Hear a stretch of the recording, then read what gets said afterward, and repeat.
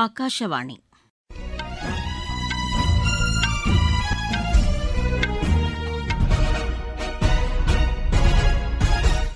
செய்திகள் வாசிப்பவர் சித்ரா பாலசுப்ரமணியன். தலைப்புச் செய்திகள். மால்டோவாவுடனான நல்லுறவு வலுப்படுத்தப்படும் என குடியரசுத் தலைவர் திருமதி திரௌபதி முர்மு கூறியுள்ளார். நாடாளுமன்றத்தின் மாண்பை காக்கும் வகையில் உறுப்பினர்கள் செயல்பட வேண்டும் என மாநிலங்களவைத் தலைவர் திரு சி பி ராதாகிருஷ்ணன் கேட்டுக் கொண்டிருக்கிறார். எத்தனால் கலந்த பெட்ரோல் விற்பனை திட்டம் உரிய ஆய்வுகளுக்குப் பின் படிப்படியாக செயல்படுத்தப்பட்டு வருவதாக மத்திய அரசு தெரிவித்துள்ளது. பாகிஸ்தானில் மழை வெள்ளத்தால் 2 குழந்தைகள் உட்பட 6 பேர் உயிரிழந்தனர். ஆசிய ஜூனியர் ஜூடோ சாம்பியன் போட்டியில் இந்தியாவின் லின்தோய் சான்பம் தங்கப்பதக்கம் வென்றார். இனி விரிவான செய்திகள். மால்டோவாவுடனான நல்லுறவு வலுப்படுத்தப்படும் என குடியரசுத் தலைவர் திருமதி திரௌபதி முர்மு கூறியுள்ளார். அரசுமுறை பயணமாக மால்டோவா சென்றுள்ள அவர் அந்நாட்டு அதிபர் திருமதி மயா சந்துவுடன் நடத்திய பேச்சுக்களுக்குப் பின்னர் செய்தியாளர்களிடம் பேசினார். இந்திய குடியரசுத் தலைவர் மால்டோவாவிற்கு அரசுமுறை பயணம் மேற்கொள்வது இதுவே முதல் முறை என அவர் குறிப்பிட்டார். வர்த்தகத்துறையில் ஒத்துழைப்பை வலுப்படுத்துவதென இரு நாடுகளும் முடிவு செய்துள்ளதாகவும் அவர் தெரிவித்தார். இரு நாடுகளுக்கு இடையேயான நல்லுறவில் பொருளாதார ஒத்துழைப்பு முக்கிய பங்கு வகித்து வருவதாகவும் திருமதி திரௌபதி முர்மு கூறினார். இதனைத் தொடர்ந்து இந்தியா மால்டோவா வர்த்தக அமைப்பு கூட்டத்தில் அவர் உரையாற்றினார். மால்டோவாவில் உள்ள தொழில் நிறுவனங்கள் இந்தியாவில் முதலீடு செய்ய முன்வர வேண்டும் என்றும் திருமதி திரௌபதி முர்மு இந்த கூட்டத்தில் அழைப்பு விடுத்தார். நாடாளுமன்றத்தின் மாண்பை காக்கும் வகையில் உறுப்பினர்கள் செயல்பட வேண்டும் என மாநிலங்களவைத் தலைவர் திரு சி பி ராதாகிருஷ்ணன் கேட்டுக் கொண்டுள்ளார்.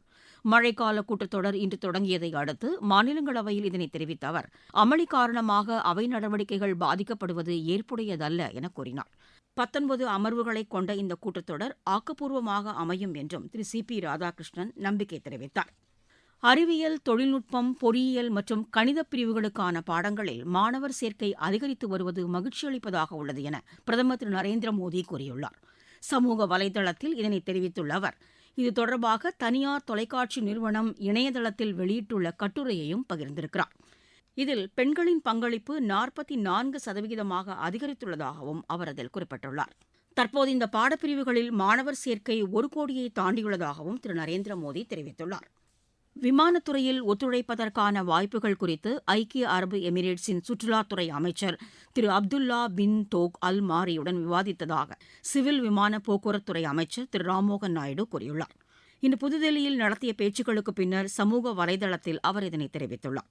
பராமரிப்பு, பழுதுபார்ப்பில் ஒத்துழைப்பை வலுப்படுத்துவதற்கான அம்சங்கள் இந்த பேச்சுக்களில் இடம்பெற்றதாகவும் திரு ராம்மோகன் நாயுடு கூறியுள்ளார். தில்லியில் போராட்டம் நடத்தி வருபவர்களின் பிரதிநிதிகளுடன் மத்திய அமைச்சர் திரு ஜே பி நட்டா பேச்சு நடத்தினார். சமூக வலைதளத்தில் இதனை தெரிவித்துள்ள அவர் இன்று காலை மணி 11:50 முதல் இந்த பேச்சுக்கள் நடைபெற்றதாக கூறினார். தங்களது கோரிக்கைகள் தொடர்பான மனுவினை மாலை 4 மணி அளவில் அவர்கள் தம்மிடம் சமர்ப்பித்ததாகவும் அவர் அதில் குறிப்பிட்டுள்ளார். போராட்டக்காரர்கள் தங்களது போராட்டத்தை விலக்கிக் கொள்ள வேண்டும் என்றும் திரு ஜே பி நட்டா கேட்டுக் கொண்டார்.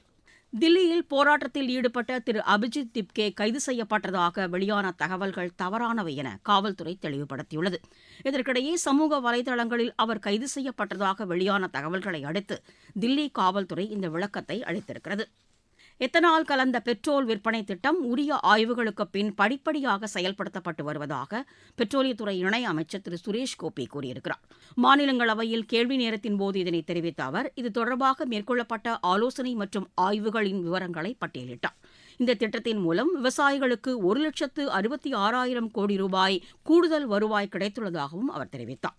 இந்த திட்டம் தொடர்பாக சமூக வலைதளங்களில் வெளியான அச்சங்கள் குறித்து உரிய ஆய்வுகள் மேற்கொள்ளப்பட்டு வருவதாகவும் திரு சுரேஷ் கோபி கூறினார். நீங்கள் கேட்டுக்கொண்டிருப்பது ஆகாஷவாணியின் செய்தி அறிக்கை. ஊரக வளர்ச்சிக்கான புதிய அத்தியாயம். வளர்ச்சியடைந்த இந்தியாவிற்கான ஊரக வேலைவாய்ப்பு உறுதி மற்றும் வாழ்வாதார சட்டம் செயல்பாட்டிற்கு வந்துள்ளது.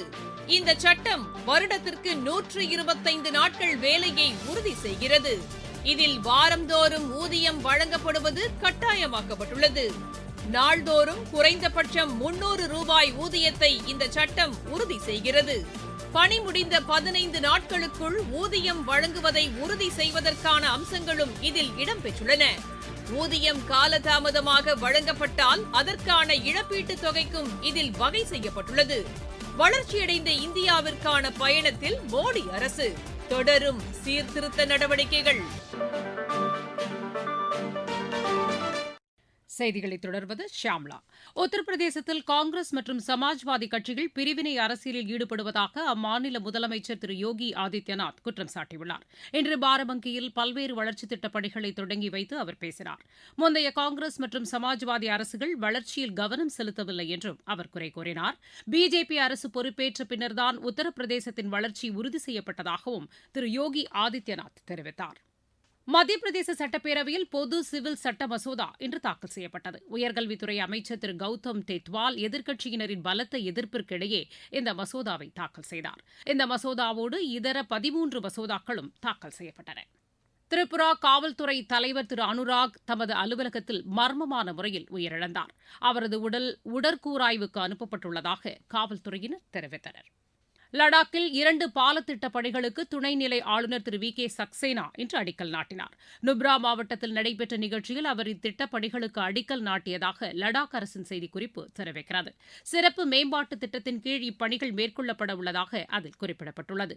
சியாச்சென் ஆற்றின் குறுக்கே கட்டப்படவுள்ள இந்த மேம்பாலங்கள் மூலம் சுமூர் மற்றும் அதனை சுற்றியுள்ள கிராமப் பகுதிகளுக்கான பயண நேரம் குறையும் என்றும் அந்த செய்திக்குறிப்பில் தெரிவிக்கப்பட்டுள்ளது. சிக்கிமில் கட்டுமானப் பணி நடைபெற்று வந்த சுரங்கம் இடிந்து விழுந்ததில் தொழிலாளர்கள் பலர் இடிபாடுகளுக்கு இடையில் சிக்கியிருக்கக்கூடும் என்று அஞ்சப்படுகிறது.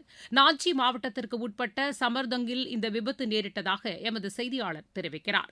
தேசிய பேரிடர் மீட்புப் படையினர் மீட்புப் பணிகளை மேற்கொண்டு வருவதாகவும் அவர் மேலும் கூறுகிறார். பிரிட்டன் பிரதமராக திரு ஆண்டி பான்ஹம் இன்று பதவியேற்றுக் கொண்டார். இதனைத் தொடர்ந்து உரையாற்றிய அவர் பிரச்சினைகளுக்கு தீர்வு காண்பதற்கு தமது அரசு உயர் முன்னுரிமை அளிக்கும் என்று கூறினார்.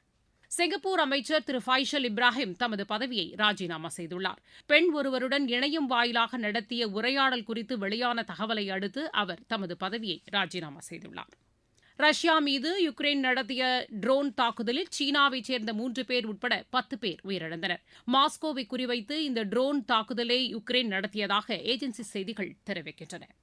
பாகிஸ்தானில் மழை வெள்ளத்தால் 2 குழந்தைகள் உட்பட 6 பேர் உயிரிழந்தனர். கைபர் பக்துன்குவா மாகாணத்திற்கு உட்பட்ட பகுதியில் பெய்த கனமழை காரணமாக மக்களின் இயல்பு வாழ்க்கை பாதிக்கப்பட்டுள்ளதாக ஏஜென்சி செய்திகள் தெரிவிக்கின்றன.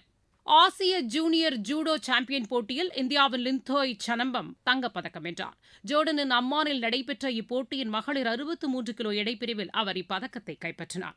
இப்போட்டியில் இந்தியா 1 தங்கம் 2 வெள்ளி 4 வெண்கலப் பதக்கங்களை வென்றது. ஆசிய ஏஜ் குரூப் நீச்சல் சாம்பியன் போட்டியில் இந்தியாவின் தினி தேசிங்கு வெள்ளிப்பதக்கம் வென்றார். பாங்காக்கில் நடைபெற்று வரும் இப்போட்டியின் மகளிர் 100 மீட்டர் பிரிவில் அவர் இப்பதக்கத்தை கைப்பற்றினார். இலங்கைக்கு எதிரான 2வது மற்றும் இறுதி இளையோர் டெஸ்ட் கிரிக்கெட் போட்டியில் இந்தியாவின் குஷாக்ரா ஹூஜா சதமடித்தார். கொழும்பில் இன்று தொடங்கிய இப்போட்டியின் ஆட்டநேர இறுதியில் இந்தியா முதல் இன்னிங்ஸில் 3 விக்கெட் இழப்பிற்கு 253 ரன் எடுத்துள்ளது. குஷாக்ரா ஓஜா 103 ரன்னுடனும் மனால் சௌஹான் 55 ரன்னுடனும் களத்தில் உள்ளனர்.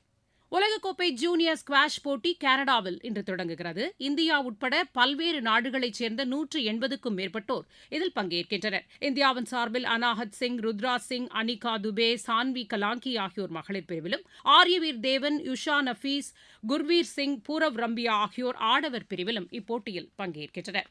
ஆல் இங்கிலாந்து ஜூனியர் பேட்மிண்டன் போட்டியில் இந்தியா 1 தங்கம் 1 வெள்ளிப் பதக்கம் வென்றது. 19 வயதுக்குட்பட்டோருக்கான ஆடவர் ஒற்றையர் பிரிவில் சாய் நாச்சிகேத் பட்ராஜு தங்கப்பதக்கத்தையும் கார்த்திக் ரூபா சுஹாஸ் வெள்ளிப் பதக்கத்தையும் வென்றனர். உலகக்கோப்பை துப்பாக்கிச் சுடும் போட்டி சீனாவின் ஹாங்ஷுவில் இன்று தொடங்கியது. இந்தியாவின் சார்பில் மனுபாக்கர், இளவேனில் வாலறிவன் உட்பட 36 பேர் இதில் பங்கேற்கின்றனர். ஆசிய இளையோர் ஐவர் ஹாக்கி போட்டி மஸ்கட்டில் இன்று தொடங்கியது. சென்னை கிராண்ட் மாஸ்டர் செஸ் போட்டியின் 4வது சுற்று முடிவில் இந்தியாவின் அர்ஜுன் எரிகைசி 2வது இடத்தில் உள்ளார். மீண்டும் தலைப்புச் செய்திகள். மால்டோவாவுடனான நல்லுறவு வலுப்படுத்தப்படும் என்று குடியரசுத் தலைவர் திருமதி திரௌபதி முர்மு கூறியுள்ளார். நாடாளுமன்றத்தின் மாண்பை காக்கும் வகையில் உறுப்பினர்கள் செயல்பட வேண்டும் என்று மாநிலங்களவைத் தலைவர் திரு சி பி ராதாகிருஷ்ணன் கேட்டுக் கொண்டுள்ளார்.